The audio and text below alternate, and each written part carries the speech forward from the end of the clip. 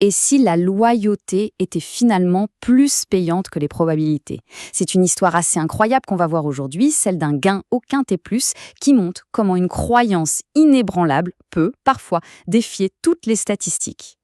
Voilà le chiffre, 117 819 euros. C'est la somme qui a changé une vie, remportée le 6 février dernier. Un très beau gain, c'est sûr. Mais vous allez voir, ce n'est pas le montant qui est le plus surprenant dans cette histoire. La question qui se pose, c'est comment est-ce possible? Comment peut-on gagner un tel jackpot avec une méthode que n'importe quel expert qualifierait de complètement irrationnelle? Pour le comprendre, il faut revenir là où tout a commencé. On est dans le sud de la France, dans la charmante ville côtière de Hyères. Pas dans une grande métropole, non, mais dans un commerce de proximité, le tabac-presse des îles. Un endroit comme il en existe des milliers. Alors, avant d'aller plus loin, il faut juste rappeler une chose.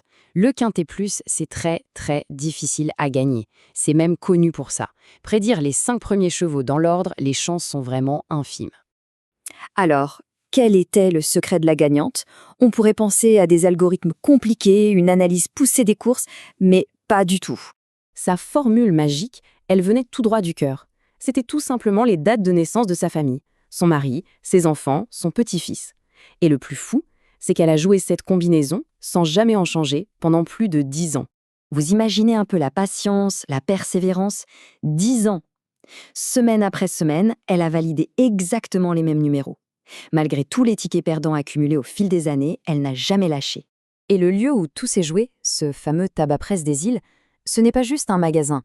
C'est un vrai point de ralliement pour le quartier, un lieu avec sa propre petite histoire. Le gérant le dit lui-même, c'est une habituée qui a gagné. Et pour lui, voir une cliente fidèle repartir avec le gros lot, c'est la plus belle des récompenses. Ça montre bien l'esprit de communauté qui règne là-bas. Et il y a un détail qui ajoute une touche d'ironie assez savoureuse à tout ça.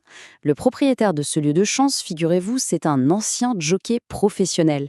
Il connaît ce sport de l'intérieur sur le bout des doigts. En fait, cette victoire, elle illustre parfaitement un débat qui existe depuis toujours dans l'univers des paris. Est-ce qu'il faut suivre son cœur ou écouter les chiffres?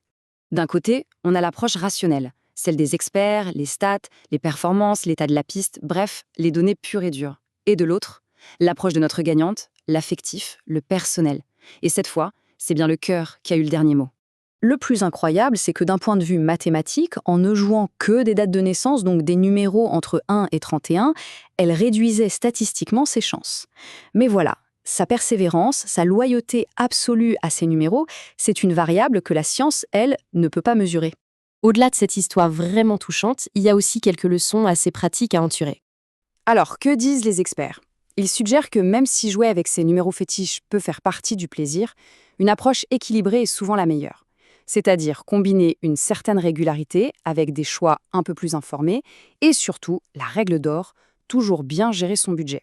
L'impact de ce gain, il dépasse largement la seule gagnante. Bien sûr, elle rejoint le club très sélect des grands gagnants, mais la ville de Hyères se retrouve aussi sous les projecteurs, comme un lieu où la chance peut frapper. Ça montre aussi l'importance de ces commerces locaux. Au final, c'est une victoire partagée pour toute la communauté. Et cette histoire nous laisse avec une dernière réflexion, une question. En quoi est-on capable de croire avec autant de patience pendant 10 ans? Que ce soit dans des numéros, dans un projet ou même dans des personnes parfois, la persévérance est le plus grand pari de tous.